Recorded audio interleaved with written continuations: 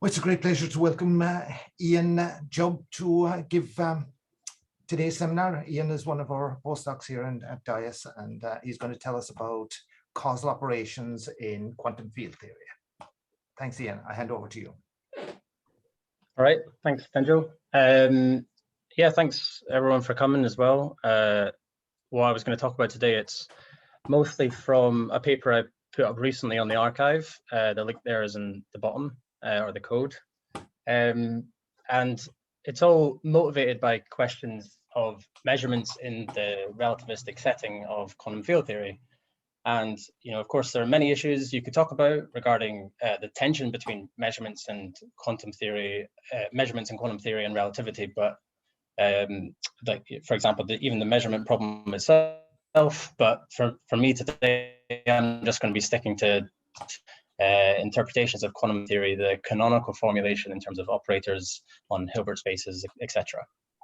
And with that textbook setup, you could then ask if it's consistent with relativity. And for those who haven't heard me ramble on about this before, you may be confused because quantum field theory is a relativistic theory, or it accurately predicts the outcomes of experiments at collider. Relativity is really relevant. The particles are going nearly the speed of light. But yeah, at least to my knowledge, these predictions are given in the theory in terms of scattering amplitudes, which are, of course, approximations to the real setup, in the sense that you don't actually have particles starting off non-interacting in the infinite far past, and then you don't wait to the infinite future to see what comes out the other side. And in this idealized scenario, you aren't going to get to see any of the problems or the tension with relativity. But yeah, of course, this scenario is too idealized. So then if you ask more of quantum field theory, if you really want to describe multiple experiments happening in the same background spacetime, experiments which are finite in spatial size and finite in time duration, then you maybe start to see issues or tension arising with relativity. But you could ask, even in this case, whether there is actually some causally consistent or relativistically consistent theory just right under our noses. That is, can we just make a few tweaks or restrictions to the standard framework for quantum theory, such that quantum field theory on its own just gives us a nice causally consistent theory? And that's the kind of thing that I'll sort of work towards today, or try to anyway. I should also say that I won't just be talking in terms of measurements, but more generally in terms of local operations that one can do to the quantum field. Hence the word operations in the title. I'll say a little bit more in a bit what I mean exactly by local operations. But first, quantum field theory, anyway, in my experience, seems to mean a whole bunch of different things to different people. So to avoid any confusion and bring as many people along, for the ride as possible, I wanted to just lay out exactly what I mean by quantum field theory. So we'll start with some background on that. So for the most part, I'll just be considering free scalar field theory in Minkowski spacetime, which a lot of you should be very familiar with. What I'm going to say is actually applicable to any globally hyperbolic curve spacetime, but let's just be explicit and stick with Minkowski. So we'll start with some standard things. We've got the vacuum state, which is normalized, and then we form these single particle wave packet states where we integrate over some wave packet function of 3 momentum, px, py, pz, and that's this phi here. And we're formally writing this as some integral over these improper p vector states, which can be formed from the vacuum by acting on them with some creation operators, which satisfy the usual canonical commutation relations, which at this point are distributional, in that they're giving you something like a Dirac delta function. Now, these improper states are called improper states because they're not normalizable. They are delta function normalizable. And so to get actual states in the theory, we want to consider just these sorts of wave packet states that I've written down here with the integral. And thinking of just those kinds of things, that forms our single particle Hilbert space H, and then the bosonic Fock space that, where everything happens in our theory is then the direct sum of larger tensor products of the single particle Hilbert space. So you can get 2 particles, 3 particles, 4 particles, and then symmetrized. That's what this S is doing, because we're talking about the bosonic Fock space.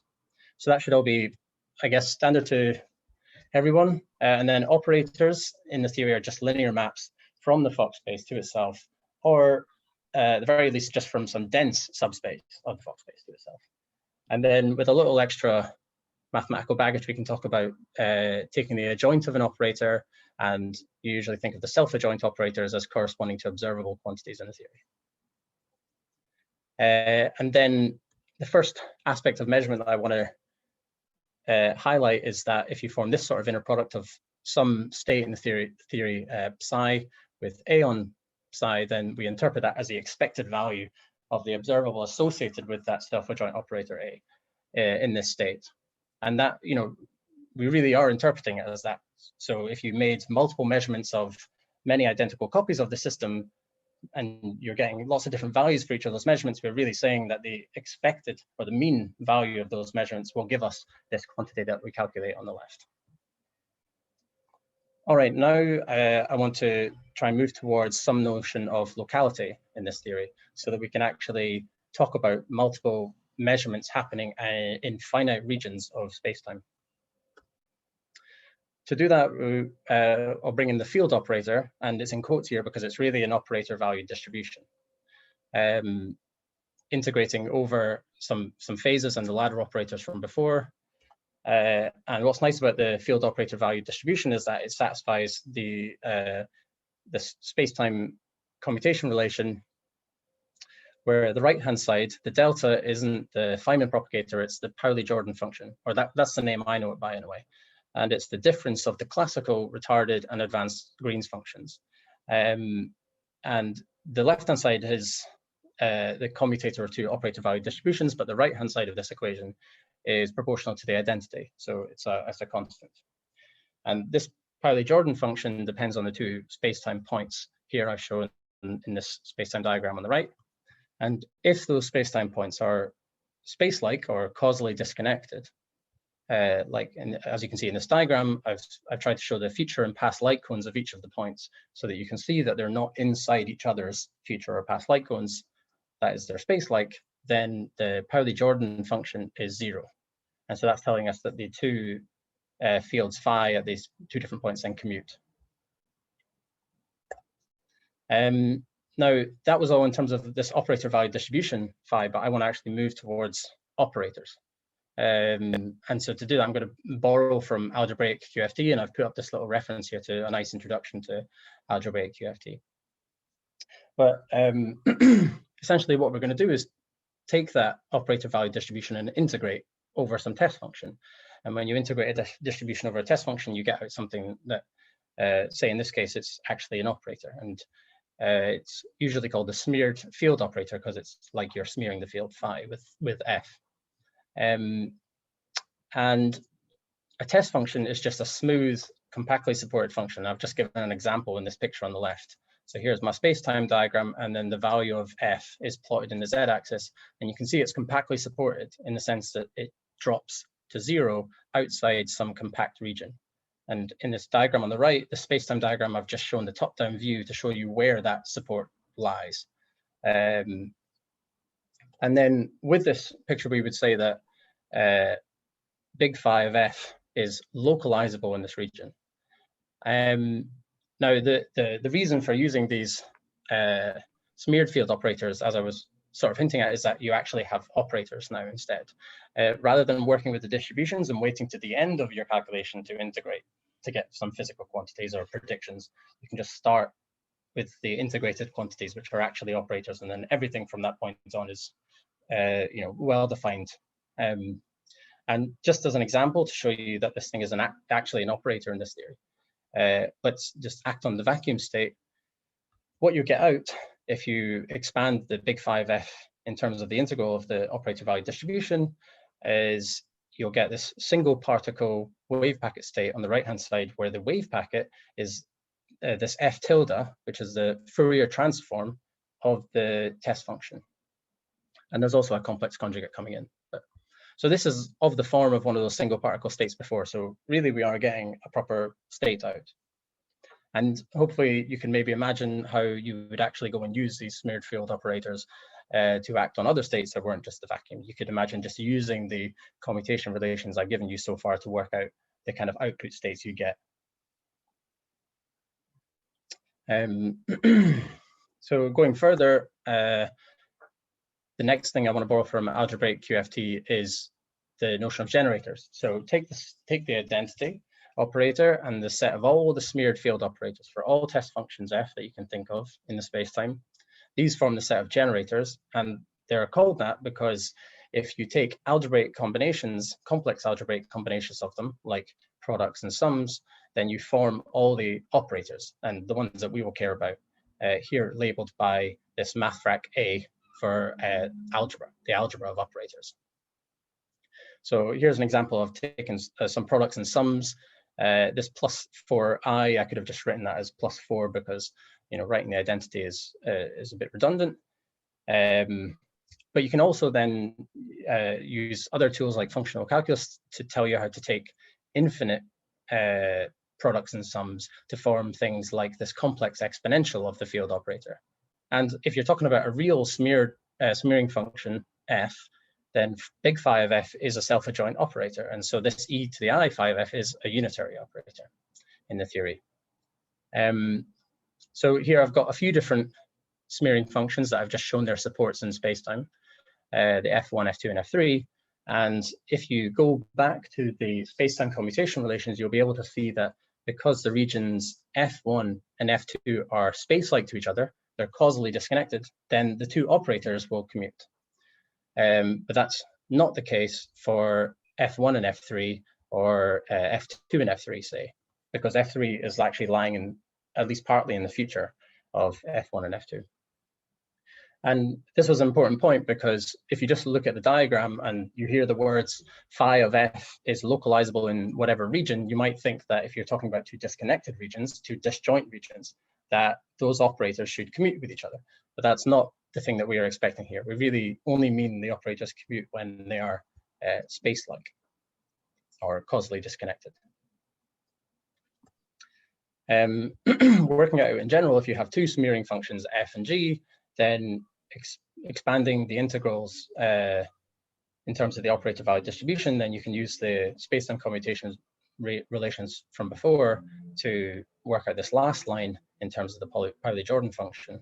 And then we can write this in a nice compact form like this, which is often called the CCRs, the canonical commutation relations, where I've introduced this notation sigma of f and g, which is like a smeared Pauli-Jordan function.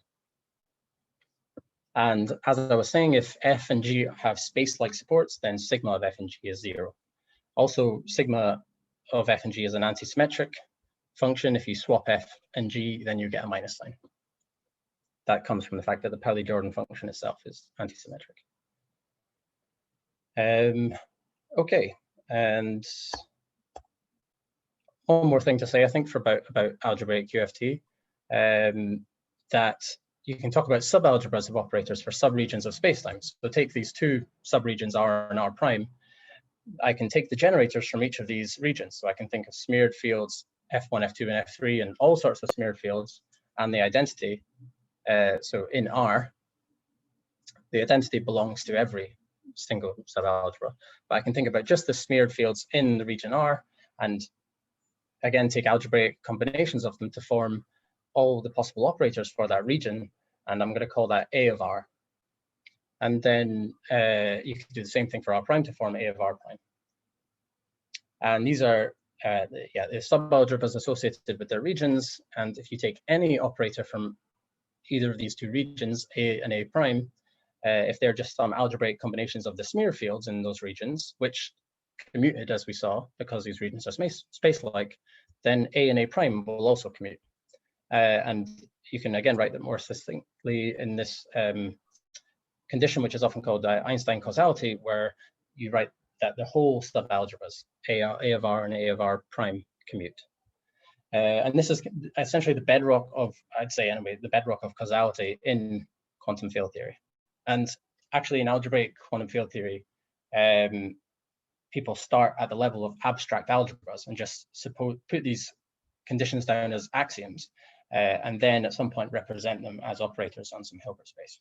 But just to kind of skip ahead and to make this all a bit more familiar to everyone, I've just jumped straight to talking about this in terms of operators. Okay, so now I want to talk about local operations, because that was all, that was a nice picture of having, space-like subalgebras that commute. But why is that useful, or in terms of deriving physical predictions that match with what we'd expect coming from relativity? And yeah, to do that, I'm going to have to introduce local operations. So the first one to talk about, again, just to start with something that's familiar, is ideal measurements.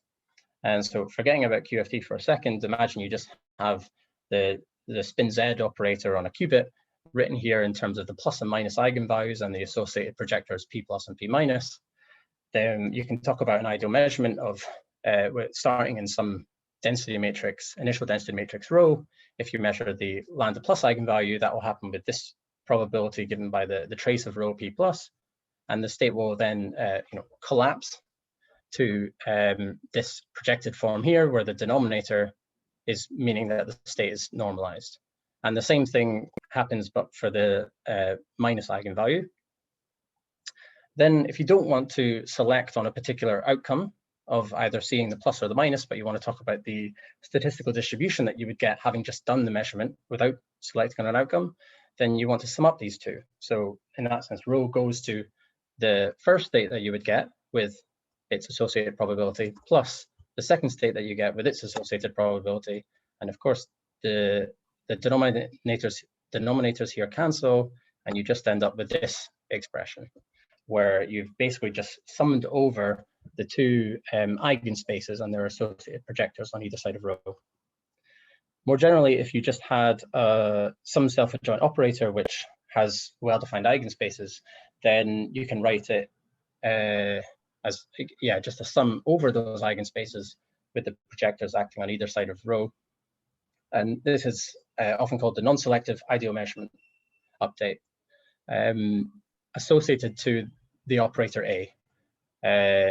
And so I've given that its own notation here. I've got this curly E map with a subscript A to say which operator I'm ideally measuring. I've just put in a 0 in the superscript to remind you that this is an ideal measurement. I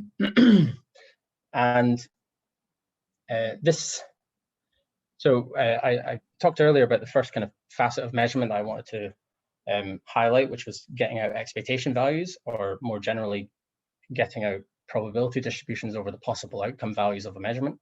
But the other facet that I want to highlight is this sum update formula. For example, this ideal measurement update formula. When you make a measurement, not only are you recording some value, but you're also changing a state in some way. Even if you are not selecting on a particular outcome, the act of you doing the measurement has changed the system. And as a result, it will change the outcomes of future measurements that either you or somebody else makes. And so we need some form of an update rule like this. Maybe it's not an ideal measurement, but it might be something else. But you need something like this to describe how your measurement has affected the system. One thing to note before moving on is that if you act with this map instead of on the density matrix, you act on some operator B that commutes with the operator A that you're measuring, then B will commute with the projectors inside the sum, and then the whole thing will collapse to just spit out B. So it acts trivially on anything that A commutes with. So ideal measurements, I actually won't talk too much about them in terms of quantum field theory because things got a little bit tricky there. So, but yeah, I just wanted to start somewhere familiar. Something else that's say less sharp than an ideal measurement. Another sort of local operation is a weak measurement. The weak measurements often arise if you say couple in some auxiliary system, unitarily evolve the pair and then trace out the auxiliary system. And so what does a weak measurement actually look like as a map? If you imagine some self-adjoint operator that you say you're going to weakly measure, then you can form the Gaussian Krauss operators, where we've introduced some real number A and a positive real number sigma that tells you about the width of the Gaussian. And then the map itself is given by this integral, where you hit rho on either side by these Gaussian Krauss operators and then integrate over the real number A. And the notation here is similar to before, except I've got a sigma in the superscript to tell you about the width of the Gaussian. And just like before, if you put a B in here instead of a rho, and B commutes with the operator A that you're, say, weakly measuring, then the B will commute through the Krauss operators, and you'll get K squared inside the integral, and then actually that integrates just to the identity. And so you'll end up with B coming out as we did with the ideal measurement. And another thing to note is that if you have an operator A that is compact self-adjoint, so it has well-defined eigenspaces, then actually this map, the limit as the Gaussian gets tighter and tighter, so sigma goes to 0, it just gives you back the ideal measurement case. So in this sense, people can say that this map is less sharp than an ideal measurement. As well as measurements, one other local operation that I'm going to talk about is unitary kicks with some, again, self-adjoint operator A. And so you can imagine taking your state and updating it by just hitting it with this unitary e to the I lambda A, where lambda is some, again, real number that tells you about, let's say, the strength of the kick. And in terms of the density matrix, then we want to kick this on either side. And so the notation here, instead of a curly E, is a curly U for unitary, and lambda, the strength, is in the superscript. Again, it has this nice property that if it acts on an operator B that commutes with A, then you just get out B from the other side, because again, B will commute with these two unitaries and then they will cancel each other. So yeah, just to summarize, we've seen that if you have some operator B that commutes with your A, that you're doing your local operation with respect to either kicking or measuring, then all these operations just act trivially on that B. And why is that useful? So what's the consequence for something that we can actually get out of the theory? Some predictions that we could make. So I was setting up this picture before about subalgebras in two regions, R and R prime. And we have this Einstein causality condition where the two subalgebras commute. Now, if you imagine, or if you assume that, say, the unitary kick operation I just described actually corresponds to something that someone could actually do in R, then you can imagine someone else saying they were going to measure some expectation value in R prime, say of the operator A prime, then what would that expectation value look like? You can calculate that now, and you can see here that because A and A prime commute, then the unitaries will pass through and just cancel, and you'll end up with the same expectation value as you would have got if the person in R had not done anything. And this is exactly what you'd want in relativity. You want the predictions of the theory to be independent from what's happening in any causally disconnected region. And these two regions are causally disconnected. They are space-like in this picture. And so this is kind of standard, has been around for a long time and was laid out very formally by Helwig and Krauss. But it's not just true of the unitary maps with local operators like A, but it's true of all of these operations that I've introduced, because they have this nice property that when they act on operators that are localizable in space-like regions, that they just act trivially. So just to define the kind of property that that we're using over and over again here is, I'm going to say that a map E is local to a region R if for every space-like region R prime, it acts trivially on that entire subalgebra. And so that's what we've been seeing before. It's just spitting out the operator that it gets in. So here explicitly, E on A prime just gives us back A prime if A prime belongs to a subalgebra that's from a space-like region.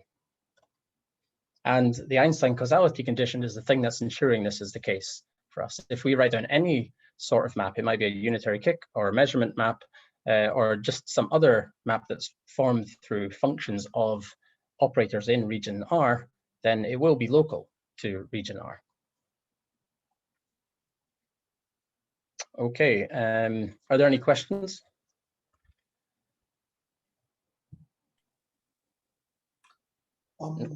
Yeah, I think it seems clear so far to everyone. Oh, yeah. Yeah, as I was saying, so Helwig and Krauss kind of laid out more complicated scenarios. They talked about multiple regions, and here I've shown 3 regions with Irish agents, IFA, Quiva, and Biola. And these regions are all space-like, as you can see by these dotted light-like lines. And to each, I've kind of given an example of an operator that is localizable in each of the subalgebras.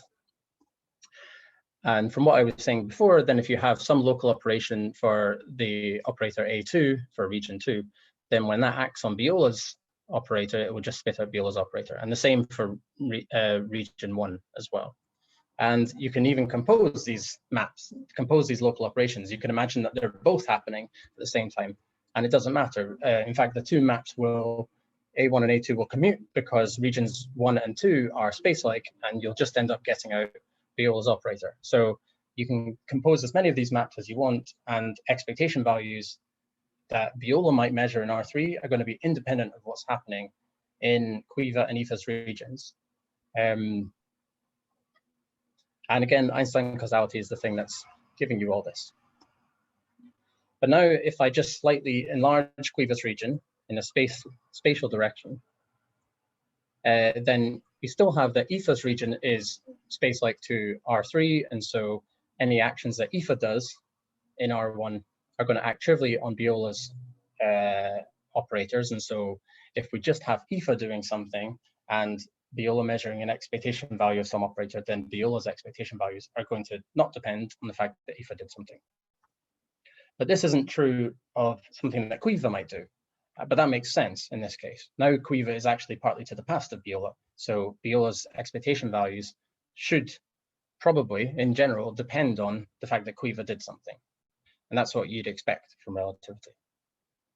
But there's something else that we can do now if we start composing the maps.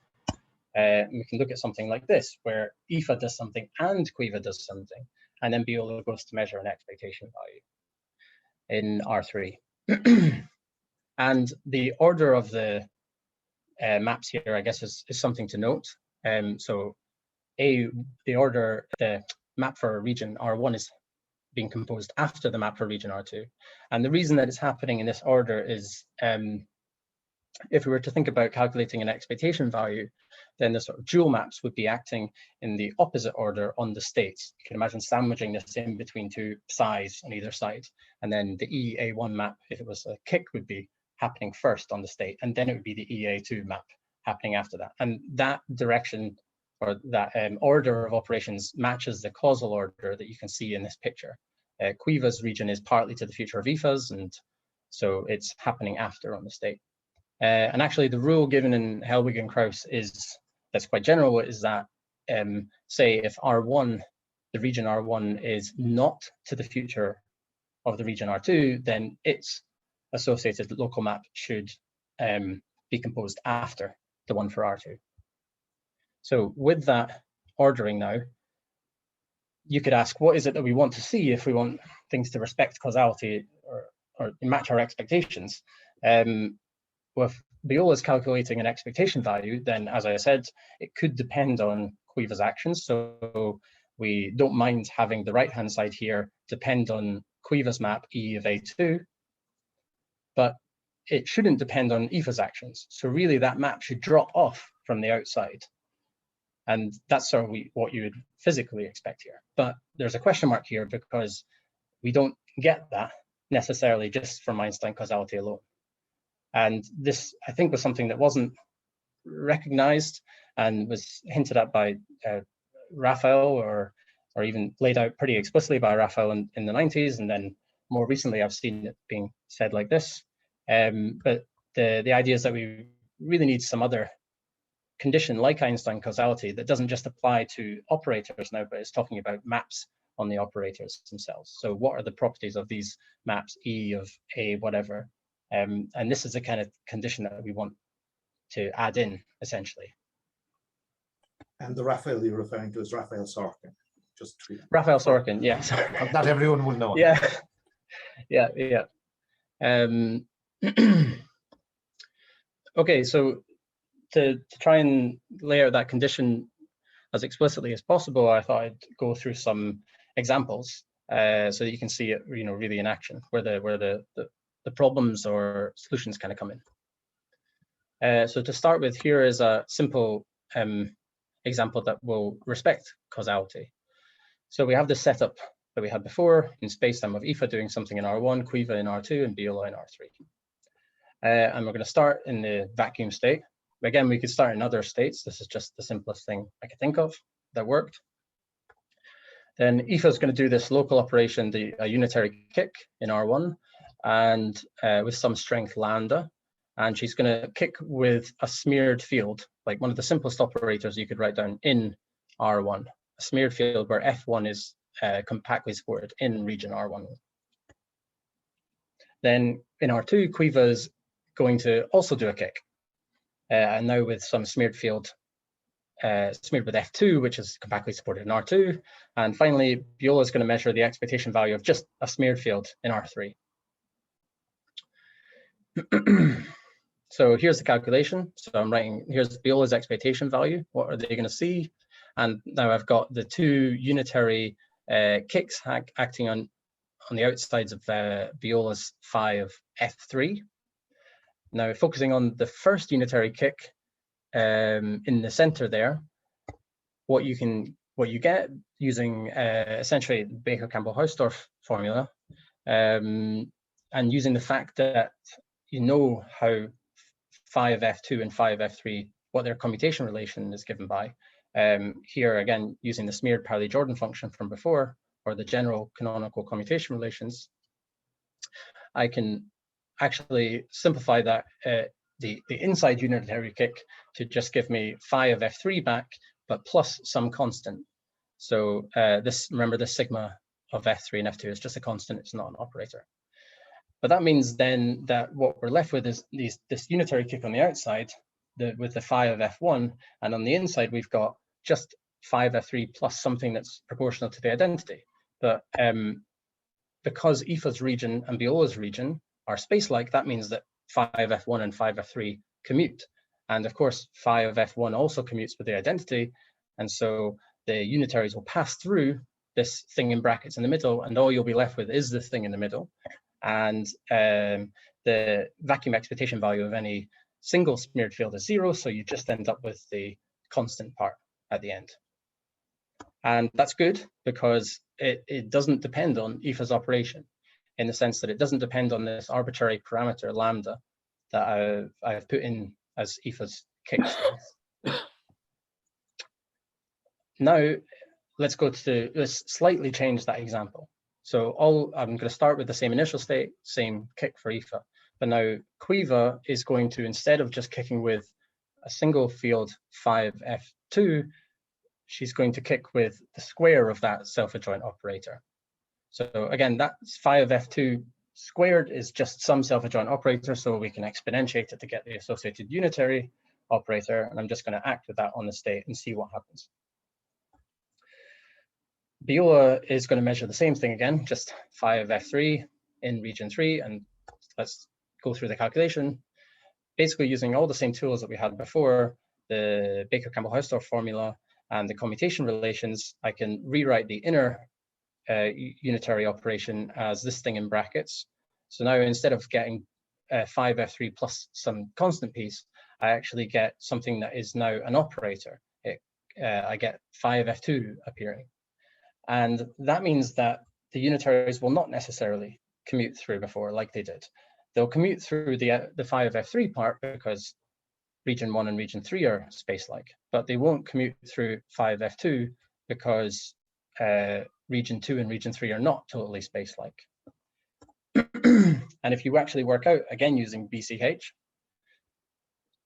this is the resulting expression that you get. And you'll see here that, again, using the fact that 1-point functions in the vacuum state all vanish, the final result is just given in terms of these two smeared Pauli-Jordan functions, which are in general non-zero because the region 1 is not space-like to region 2 and region 2 is not space-like to region 3. And also we have this lambda dependence, and that's the part that's now or highlighting the acausality here. The fact that Biola's expectation value depends on ifas kick strength means that if we did this experiment, say, multiple times, you could even have multiple identical copies of the system running the experiment at the same time, so that you get, your statistics all at the same point. Then IFA could actually exploit this. IFA and Biola could exploit this to send a signal from IFA to Biola. Say they could just have a protocol beforehand that they agree upon, where if lambda is 0, so if IFA doesn't kick, then that's going to correspond to a binary 0. And then if IFA does kick with some non-zero strength lambda that Biola can detect, then that will correspond to a binary 1, and then they can send either a single bit of information as 0 or 1. But this is now going to be happening faster than the speed of light, because R1 and R3 are space-like. And that's very bad. Obviously, there are lots of problems that could arise from causality violations like that. You can signal from inside a black hole to outside a black hole, for example. So we clearly don't want, but we don't want to think of something in this setup as being physical, because it leads to this aphysical answer. And the prime candidate here is Quiva's action. It looks like Quiva's kick with phi of f2 squared is the culprit. But I'll talk a little bit more about go into more detail about the different suspects here and whittle that down. But first, I just want to give another couple examples. So turning to weak measurements instead of unitary kicks, go through the same setup as before. Instead of writing IFA's kick as just on the pure state, as just on the vector state, I'm going to be writing in terms of density matrices, because that's going to be more useful in this case. So here you see the kick happening on both sides. Then Quiva, this time, instead of kicking unitarily, she's going to do a weak measurement of the smeared field 5F2. And to encode that in the theory, we're going to update the state with the associated weak measurement map that I introduced before. And then finally, Biola is going to measure the expectation value, not of 5F3, but now the square of that operator. And I'm just choosing that because it shows the thing that I want to show from these examples.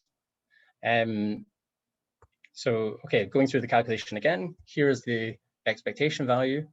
If I expand out everything, so I've got the unitary kicks on the outside, and then the weak measurement map acting on Biola's operator. I expand out what the weak measurement map is, or what it was defined as, with these Gaussian Krauss operators on either side of Biola's operator.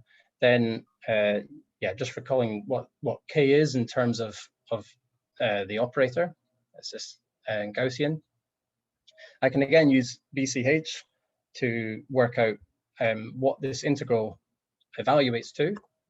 And so you can check, one gets this result. Again, it's just like the first unitary example in the sense that I get some operator here, 5F3 squared, plus something that's proportional to the identity. There's nothing that's proportional to Quiva's operator 5F2. And so that means that the unitary kick from IFA is going to commute through and cancel, just like it did in the first unitary kick example. And so we end up with this as our final expression, where I've introduced the notation for the Whiteman function, or the smeared Whiteman function. And so that's good. Again, we don't see any lambda dependence. So it's Biola's expectation value, or Biola's measurements, Biola won't be able to see that IFA has done anything or not.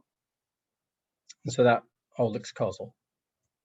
Now, the acausal version, I'm doing basically the same switch up that we did in the unitary case. Instead of Quiva doing a weak measurement of 5f2, let's do a weak measurement of 5f2 squared. And so now we update with the weak measurement map, but not with 5f2, but with the square of the operator. And then again, Biolo is going to measure the same thing as in the last example. And then if you follow through the calculation, the weak measurement map now shifts 5f3 squared to have this extra term, which is not just proportional to the identity, you know, in an analogous way to the unitary kick case. And so now you have this term with Quiva's smeared field coming in, and that means that the unitary kicks from IFA are not going to commute through this thing. And in fact, if you work it out, this is what you get. And that lambda dependence that you see there coming in survives to the end. You end up with a couple, again, smeared Whiteman functions, but this kind of acausal lambda dependence that would allow Biolo measuring the expectation value of 5f3 squared to tell that IFA is doing a kick in some space-like or causally disconnected region. Okay, so what's going on here? We had essentially three suspects. I was kind of pinning everything on Quiva. That there was IFA and the kick with the single smeared field 5f1. And then, as I was saying, there was Quiva, and the operations that Quiva did that seemed suspect were the kicks and the measurements with the 5f2 squared. When Quiva did kicks and measurements with just 5f2, then everything was fine, it seemed. So we really just want to focus on the case when we had 5f2 squared. And although those were just, you know, some simple examples with 5f2 squared, I've done, I guess, a good amount more examples and in the paper that I was talking about at the beginning, and it looks like, you know, a lot of different things that you would try would lead to the same acausal result. And then the last, did you try a 5f2, 5f3 times 5f3 prime, a different f? Oh, sorry, do you mean 5f2 prime? Yeah, 5f2, 5f2 prime. Yes, yeah, and made them, you know, space-like or time-like. Yeah, so that you can play a little bit with the freedom between. Yeah. I might as well tell you the general result that I got right now, which isn't the most general thing. I don't want you to jump ahead. I was just. Oh no, because it's good that you asked this, because I actually hadn't included this anywhere. So, it's not totally general, and that's the kind of thing that I would like to push towards, or have someone else do. So the result that I was able to get to was if you have any smeared fields which each belong to a space-like region. You have a whole bunch of regions which are mutually space-like, and in each one you've got a smeared field. And then if you form any polynomial in those things, that's not just linear. It's not just some sum of smeared fields and the identity. Then that will be acausal. And then I also just tried an example where you had two smeared fields, like an F2 and an F2 prime, that were not space-like, so they kind of overlapped a bit, or they were time-like, and that was also acausal. So what it was looking like was that you could really only write things down where you just have smeared fields and the identity. But I don't know, there may be some loopholes there, and that's something that I'm thinking about and discussing with people. But yeah, so the last suspect was Biolo, and they measured the expected value of the smeared field 5f3 in the unitary examples that I said, and then they also measured 5f3 squared, the expectation value of it, in the weak measurement examples. And you could ask, if I'm saying that Quiva can't make weak measurements of 5f2 squared, how is it that Biolo is measuring expectation values of 5f2 squared? But actually there's a difference there, and it goes back to the kind of the two facets of measurement that I was talking about at the beginning. You've got recovery of expectation values, which is what Viola's doing, and then you've also got update maps in the state. How does your measurement affect the state? And what I'm arguing for here is that Quiva's really doing the latter, and that's what's bad, whereas Viola's just doing the former. And if one argument you could give that for why Viola's expectation values are valid or allowed is that, I mean, they're fairly foundational to all the kind of physical things that you would calculate in quantum field theory. Any endpoint functions that people talk about as being the physical quantities in quantum field theory, they're all, expectation values of products of smeared fields. So you really want those things to be allowed. And in fact, you can come up with causally consistent measurement models where you can actually infer these expectation values using probe fields or probe systems of some sort. And I won't go into the details here, but in the paper, I was also able to recover these expectation values by doing weak measurements of just a smeared field on its own. And so that's good, because when Quiva did just a weak measurement of a smeared field, not squared, then that seemed to be completely causal. So it looks like you can recover expectation values of all sorts of products and sums of smeared fields, but it's just that you can't update the state according to those operators. So can you say physically what it would mean to take a smeared field squared? Like physically well, to update the state according to a smeared field squared? Yes. No, I think it's coming out as being something, acausal, so it doesn't look like it should be, have a nice proper interpretation. But I could say that in non-relativistic quantum mechanics, you can talk about ideal measurements or weak measurements for the squares of operators. And the thing is that there's a double integral over space-time involved in the weak field squared. Yeah. Which is the part that's strange to me. Yeah. I think what you'd want is to whittle it down to something like that you could say this will be acausal, or will give rise to an acausal update, because it has this double integral with kind of products of terms happening at different points in space-time. But yeah, I haven't got to anything like that yet. Okay. All right. So yeah, at this point, this was really like just writing down the different mathematical operations that you could do. That basic quantum theory, I mean textbook quantum theory, would say these are all legit. In quantum information, they're actually done routinely, in experiments. But when you do the same sort of write down the same sorts of mathematical operations in quantum field theory, then now you see that some of them really can't actually correspond to physical things that you could do, because if you could do them, then you run into these causality violations. And that I'll maybe say, or at least just repeat that towards the end. So maybe I'll just press on just a little bit further and come back to that. Sure. So all of that was just to say that Viola's expectation values that they're measuring are valid. But then what about ifas kick with the single smeared field? Is that possible, at least in theory? So it's definitely a local map, in the sense that when it acts on any operator that's from some space-like region, it just spits that back out. It acts trivially. But Quiva's maps were also local. What they did wrong when Quiva was measuring the square of the smeared field, what they did wrong was they enabled IFA's local map to violate causality. Or that's one way to say it. So if we're asking, is IFA's kick possible in theory, then we would have no reason to rule it out if it doesn't enable any other local map to violate causality. And just to really spell that out, here is what I mean in terms of equations.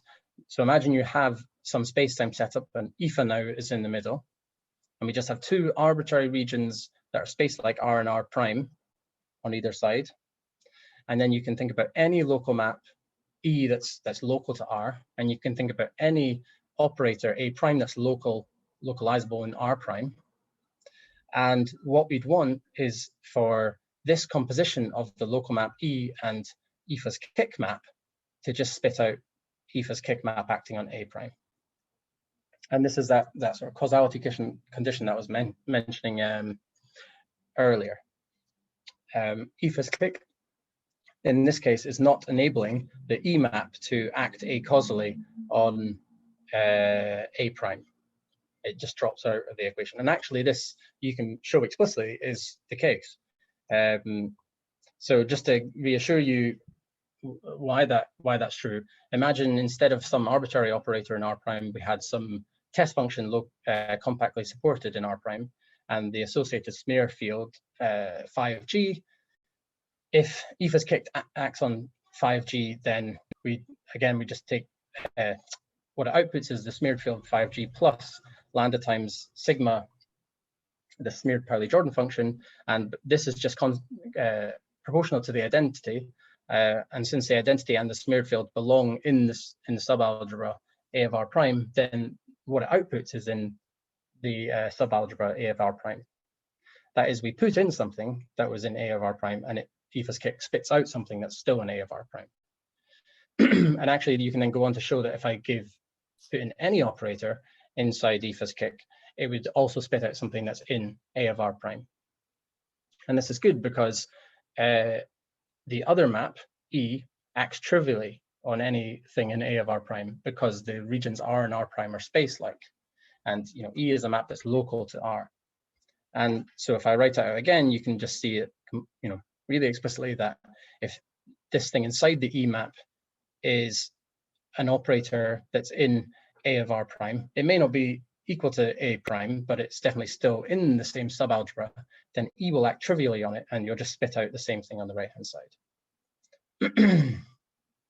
And this is exactly the condition that we wanted from before. And so with this, we have no reason to suspect that ifas operation, a unitary kick with a single smeared field, is acausal. So that looks good. And then we're just left with Quiva's actions being the sort of the only suspect actions left.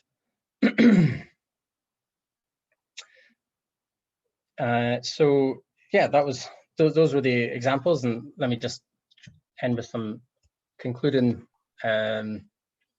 remarks. I mentioned this essentially when you were asking Denjo a few minutes ago, that if in standard quantum theory, if you have some observable or the associated operator A, you can get out its expectation values or a probability distribution over its possible outcomes.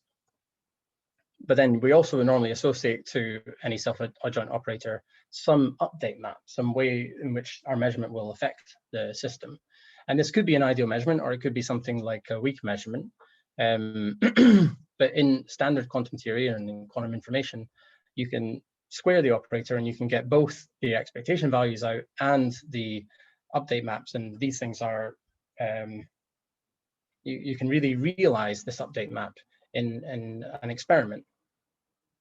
And so this seems to be the kind of standard picture of what an observable means and what measurements mean in non-relativistic quantum theory. You just take the self-adjoint operator, you can form its expectation values, and then you can also say do ideal measurements of it or weak measurements of it.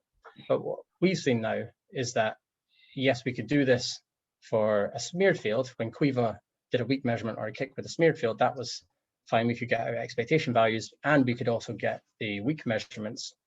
They were all still causal.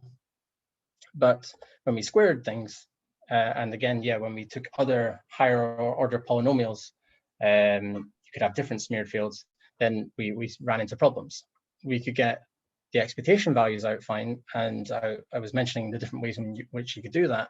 You could either use other probe fields, or even just weak measurements of the smeared field on its own, which would be causal themselves, to extract something like the expected value of the field squared or the expected value of some endpoint function. But we couldn't do the associated update map. And so what this is looking like to me is that because we're in this relativistic context where we really have the Einstein causality condition telling us about space-like operators commuting, we end up seeing something where it's looking like only the smeared fields and the identity are the things that look like the standard observables in quantum theory, and that the other more complicated operators that you can generate from them don't look like standard operators in quantum field theory or standard observables, because we can't really do the associated update maps. The last thing I just want to say was to summarize these conditions about when a map will be causal. So here I've got that similar setup from before, the two regions that are space-like R and R prime, and some local map happening associated in R. And then let's just say we want to have a causal map denoted by C here happening in this region. The condition that I've been hinting at this time is C is a causal map if, for any local map E happening in this region R, space-like to R prime, it just drops off from some expression like this. And we've managed to, working with Laurent and Graham, we've managed to whittle this down to a kind of neat looking condition that seems to be equivalent to this. And to say that, I just first wanted to define something called the commutant, which is when you have some subalgebra A of R, you can take the commutant, which is consists of all the operators in the full algebra, all B and A, that commute with every single A in that subalgebra A of R. So that's what the commutant is. And our condition for a map C to be causal is that it's commutant non-increasing. So a map C is commutant non-increasing if for every region R, we have, when it acts on some commutant of some subalgebra, it spits out something that's still within the commutant of the subalgebra. And so what we were finding was that this was actually equivalent to this causality condition. So if going forward, I would say something like, we should have the Einstein causality condition from before for how operators should act under commutators, but maybe in terms of maps on those operators, we should stick to those that, like the C, are commutant non-increasing. So yeah, that was everything. So future directions. This was all in the canonical picture of quantum mechanics, so I want to know what this kind of looks like in the pathological picture. I just have a feeling that it will be more intuitive, why certain things are acausal and why some things are causal. This was also just for scalar QFTs, so one can extend it to fermionic QFT. Gauge theory might be a little bit more tricky, just from what I've seen and discussions I've had with people in algebraic QFT. There are some issues just in terms of gauge theory there. So the formulation might not be there yet to describe this stuff, but there are some standard results to do with acausal measurements where they showed that Wilson loops were, if you could ideally measure Wilson loops, then that would be acausal. But this was actually just done, I think, for a lattice gauge theory, not for a proper continuum quantum field theory. So that would be something that would be interesting to also look at. Yeah, all right. Thank you, everyone. Thank you very much, Ian. That was excellent. And I see that, and we're open to questions, but Andreas wants to get in quickly. And yes. Thank you. So thank you very much for the nice talk, Ian. I have several questions, but at the end, when you mentioned this definition, maybe if we can come back to that definition. Yeah. Okay. Yeah. I'll grab up. I was wondering, for that definition, are you assuming Hag duality? Because you are using the commutant and you're yes. So are you assuming Hag duality there? When I was in the paper that I was writing, I was assuming Hag duality, or I think it's meant to be stronger. I can't remember now the exact definition, but Hag locality is what it's now being referred to as. Yes. This idea, which is something that you want to also show is true in whatever quantum field theory you're actually explicitly working in. Mm-hmm. So I think the answer is yes. Okay. And another question I have is, when you define these weak measurements, just to be sure that I understand, when we have a usual setting of measurements where we couple the system with a probe, then it is usual to talk about POVMs, no? So positive operator valued measures. And there you have to infer the value of a system's observable by means of, in a simple case, by performing a projective measurement on the probe. No? Yeah. And if the state that you pick for the probe is sharp, like a delta function, say, then you land back on projective measurements for the system. So there is a whole range of possibilities depending on the sharpness of that wave function. And what I understand about weak measurements, which is not much, is that this is the case where the sharpness is really, I mean, the state is not sharp at all. So what you are calling weak measurement includes all these possibilities. I mean, from non-sharp to completely unsharp. Oh, sorry, that's the question. Yes. So I guess your weak measurements can be regarded in the quantum mechanical case as being given by a positive operator valued measure. Yeah. So yeah, I was calling them weak measurements because the form of the map is, the same as what you would get if you were to couple in a probe and then do some projective measurement or whatever. But for my purposes, I was just forgetting about any extra description, any auxiliary. I was just saying, oh, imagine you have this map. Does it make sense physically? Can it make sense physically? Yeah.